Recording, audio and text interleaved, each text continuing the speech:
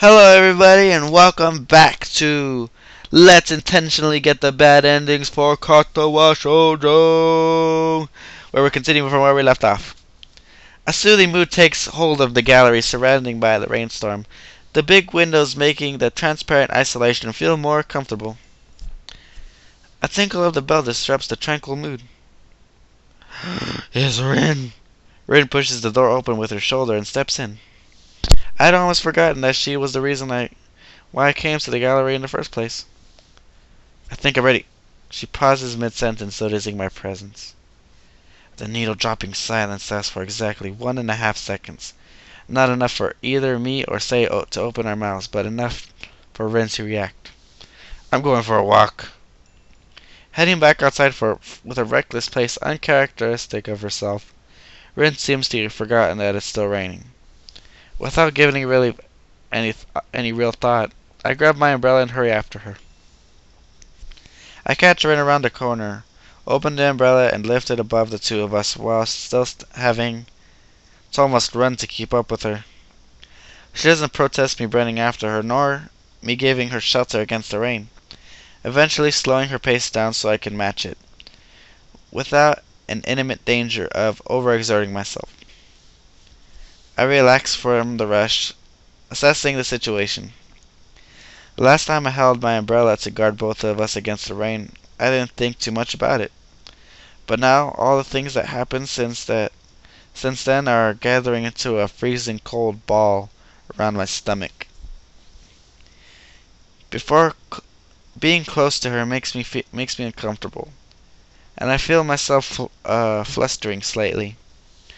It's hard to get words out of my mouth, as it feels suddenly very, very dry. Still, it's not like I can back off. Why do you keep running away? I don't want to talk to you. I want to talk to you. It hurts every time I do.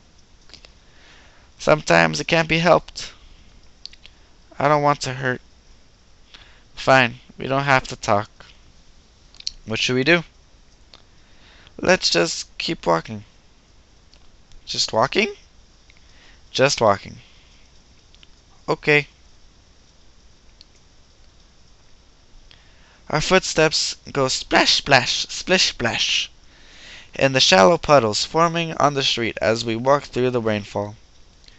Rin, now walking beside me in her unhurried and relaxed manner, doesn't seem to be even a bit bothered by the fact that she's getting wet, even though she needn't to. She is particularly out of the protective shelter of my umbrella, despite it being more than big enough for the two of us. It's as if she doesn't even notice the rain drenching her shirt. Rin's demeanor always invokes mental images of meditative calm, even when she might be in inner turmoil. But I don't think that is meditation. That is getting soaked in the rain. I wish I could be more calm too. I've become too involved within to retain my usual aloofness. It feels like I've become one of those people who fool themselves into thinking they are objective, only to find out that they are the worst kind of liars. Illusions to fool ourselves. What better way to make one feel like a good person? It might be better to lose that illusion. I'll be going back home for some time, so I thought I'd come see you before that. I could have thought of a better conversation opener, but Ren actively refuses to talk makes it hard. That's good. I might have thought of that you'd been kidnapped otherwise. You can't keep running away from everything, not even from me trying to talk seriously. I'm always serious. Also, I seem to be running very slowly right now. Maybe I should take lessons from Emmy. It's futile, like talking to a brick wall that randomly spurts sarcastic nonsense back at you. Think of your exhibition opening. What if you ran away? Rin doesn't answer to that. She just keeps walking, or running slowly, escaping from me into the silence. She has a knack of being alone in company, I've noticed. We head down the street and turn left, then 3 times right, and then left again. It's like the night from some time ago. We keep choosing directions randomly, because it doesn't matter where we're going. All that matters is walking and the sound of raindrops drumming against the umbrella. Water flows down from the roof of the building and into the storm drains in wide rivers. Even though I try to step over them, my feet are getting wet through my shoes. We keep walking in silence that just begs to be broken again. I'm sure I'm the only one feeling like this, though. Why did you have the exhibition? Rin just shrugs sullenly and looks in the other direction. I give up at this point. It's pointless.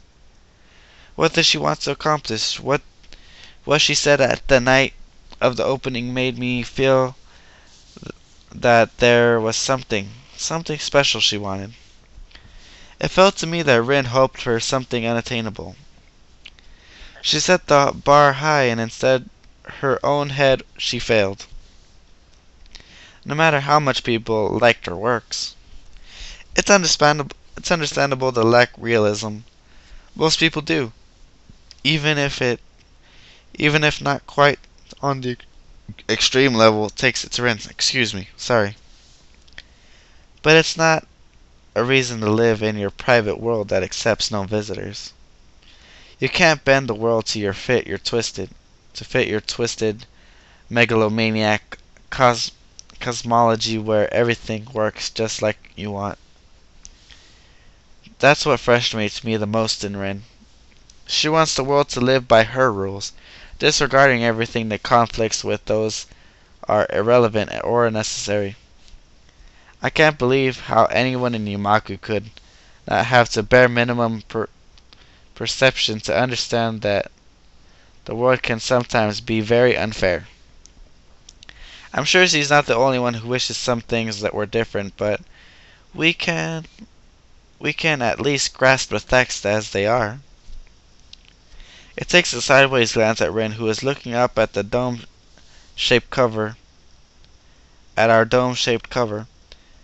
It is a poor replacement for a real sky in a monochrome bleakness.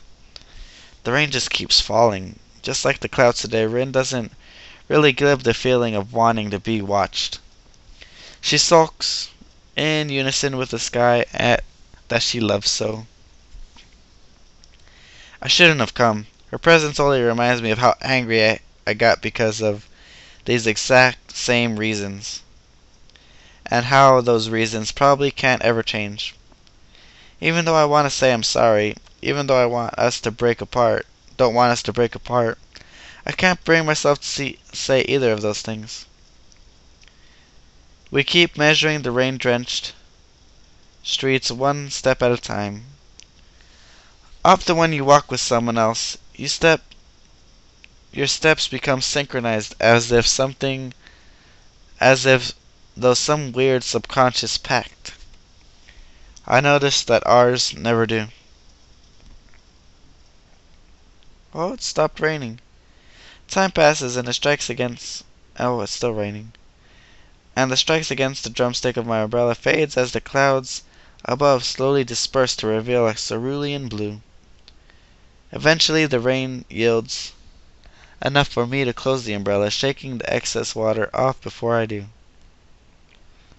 While I wrestle with the mechanism, Rin stops so abruptly that I take 5 steps before realizing that she's not with me anymore.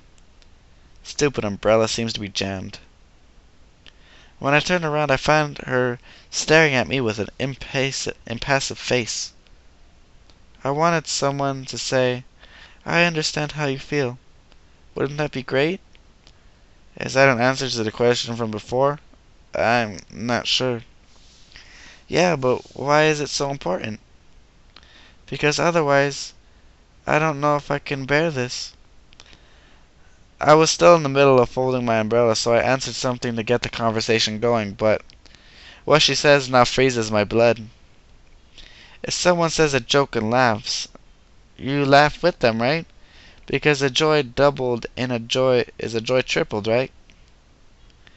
If someone is hurt and sad, you comfort and hug them, right? Because that way, uh...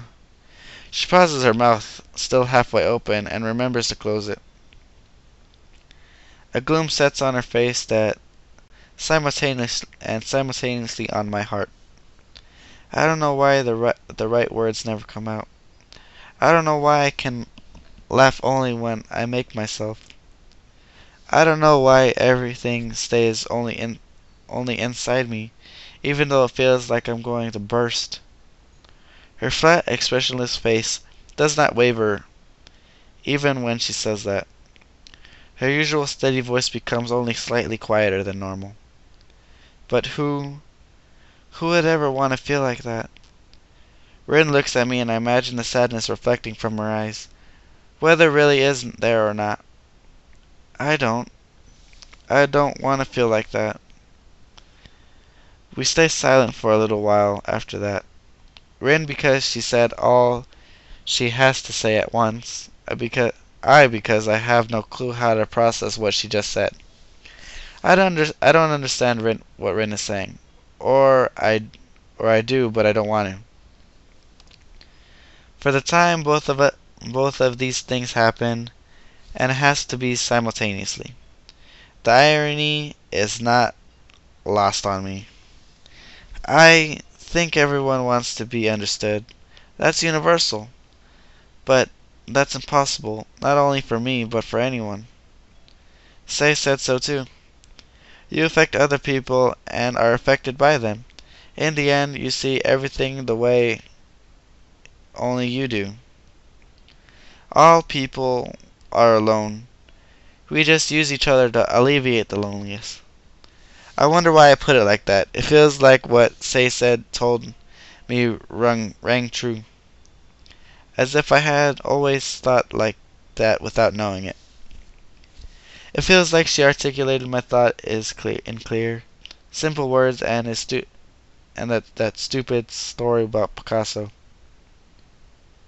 Rin drops her head like a withering flower, letting her bangs fall in front of her eyes so that I can't see them. Why do you say that when you made me feel otherwise? It's unfair. The shaky voice that says those words does not belong to Rin. I really thought you could be different, that I wouldn't have to be alone. It's a bitter voice of disappointment, spoken through clenched teeth and a quivering chest. I'm sorry. If you are, why are you saying something unfair like that? Her demanding tone evokes no particular feeling in me, apart from sadness that has been there since yesterday evening. She doesn't intimidate me at all, not anymore. Ren is not a prodigal art genius, nor an unpredictable idiot savant who would tear the logic lobe of my brain into shreds whenever she opened her mouth. She is just a girl that I thought I loved. A loved one who wanted to be my friend. A friend who I let down. I say that because saying otherwise would feel like lying. Why? Simple questions are the hardest ones. I have to close my eyes so I can focus my thoughts enough to answer her. I'm no artist, and I could never be on the same level with you. There's only a world. There is a world only you see, and to be part of it, I would have to become you. That's something I can't do, no matter how much you wish me to. Ren takes in my explanation without batting an eyelash. I'm not a real artist either. I just paint because it makes me feel like I can really feel something. She holds her breath for a while before releasing it in a long, sigh-like flow. That's why I'll do it. I have decided I'll do it. If even Hao says that, then that's what I'll do. Do what? Ren stared. What? Rin, starting a little, showed that she had regressed into talking to herself again. But I'm glad I can snap her back even now. Teacher and Sei have talked with someone who is a very important person. I got a scholarship for a big art school in Tokyo. He said I could transfer there to start after the summer is over, if I wanted to. I don't really get why. Hold on, what? Why didn't you tell? I just did. You're the first one I told because I decided it just now.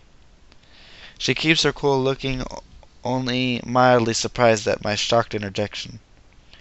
It's ridiculous how easily she can say something so life-changing. I can't believe it. After what had happened in February, I had enough change for this year. Even if things are going badly right now, I don't want everything to change. But what about you, Maku? Don't you want to graduate with everyone? My plea invokes no emotion. Everyone who? Emmy, me, everyone. I feel my pulse rising unutterably and my breathing becoming fast and shallow. I don't want this to happen. Their life is not mine. You just said that everyone is alone. I didn't mean it like that. You always said that you had to seize the day and start living your life. I have to live my life too. Rin is twisting my words to justifying running away again. It makes me angry. Her ease fin what? Her ease, finality, and seriousness in accusing and announcing this is unacceptable. As if changing your life is something you could do on a moment's whim. No. How can you say that? Why don't you even try to belong? The desperate accusation has no effect. It feels like I am once again out of weapons, that I can reach through to her no matter what I try. Rin is so frustratingly absolute in her judgment that it might make me hate her, even if I didn't love her. Even though I don't know which way I'm feeling anymore. Maybe I'm that kind of person, the kind that belongs only to herself. I won't accept that. Her nonchalant eyes do not seem to care whether I accept her decision or not. The pause lets me cool down, to find my sensibility. While I do, the parting rain clouds reveal a setting sun that still has time to shine in its last few warming rays before calling it a day. A mosaic of light and shadow spread on the walls of the buildings, on the street and on the fence, circling a park on the other side of the street. Rin's shadow is long enough to reach my feet. It's like one of those Western movies with two cowboys staring each other down, ready to sling their guns at each other. The one who loses his nerve will eat lead. I realize I have the disadvantage because the sun is behind Rin, stinging my eyes. Do you hate me? She draws first, and I have no counter. I don't know. Did I lose? Even if I did, would it matter? I scramble for words that could salvage this. I find none. You are my friend, I promised you that.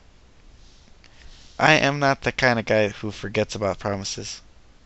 I think that is the most important thing. We could try to. Don't say it. Predicting what I'm going to say, Rin throws herself into my arms, pressing her body against mine. I feel her rising to her tiptoes to match my height and snuggle closer. The scent of her hair is that of rain and paint thinner. Her body feels as cold as always. Her breathing against my neck is as hot as always. It's funny how all those feel so familiar even though Rin, as a whole, does not. Are you sure you can't hate me? Rin whispers into my ear, so close I could feel the movement of her lips against my earlobes. It's teasing, taunting. If this was some other kind of situation, I'm sure it would tickle tantalizing and I would giggle even though I'm a guy. It would be easier if you did. Don't know, it's pretty hard when you're hugging me like that. I wonder if it's because of my sullen voice, but she takes a step back looking wistful at her short arms. I wish she hadn't done that. I can't hug anyone, Sal. I'm a bad person like that. That's why I have to go. She disarms me and completely with 3 simple sentences, rendering me unable to argue anymore. And since I can't, Rin is free to continue with as she wills, shifting her weight from one foot to the other before she does. I will learn to hug people in my own way. I'm sure I can become a real artist. But if I do, I might not be able to be me anymore. The hint of a smile on her lips is a betrayal, a false sign of self-confidence and a future that even Rin can't foresee. I'd want to interpret it as a sign of hope, but I know better. Rin just keeps smiling that awkward, forced smile of hers. That's why. Please forget about me, and I will forget about you too. I'm sure that she chokes in the middle of saying that. I would have never come to here. I don't think I wanted to hear anyway. This isn't fair. This is not fair. Rin is not joking. Rin is always serious, but I can't accept it. I can't. Forget about you? How could I ever? That's what I'd like to say, but I don't know how I could continue. I can't come up with anything good to say, so I have to challenge her. How can you say such a thing? Rin raises her eyes to meet mine, though they are serious and deep, a perfect image of uncharted territory I always thought they were. Even now I can't read her emotions from her unblinking jade irises that never could reflect what they saw. It's easy after all. I am good at forgetting things. Ugh. Her embarrass is choking my throat, but I manage to utter the question burning my mind. So, is this it? Is this goodbye? Rin kept looking at me gently without answering my question. From her eyes I could see that she didn't even need to say anything. There were no more words for us. She turned around and walked off without looking back. All around me the world kept changing, little by little, but I was left standing there. The sun dropped below the horizon, casting long and thin shadows across the street. In the waning light, Rin's distancing back seemed to be like from a faraway dream. The gap between us grew slowly. The ripples on the puddles she stepped on expanded until they met the limits of their tiny existence and disappeared without a trace. Her words stayed frozen deep inside my heart. Well, you guys, that was the sad ending for Rin. Well, or bad ending, if you will. Next, I saved the last for Emmy because she's the one that I ended up with, and I've never seen the bad ending for her, so we'll see what happens then. So next time, we'll do Emmy's bad ending. See you guys later.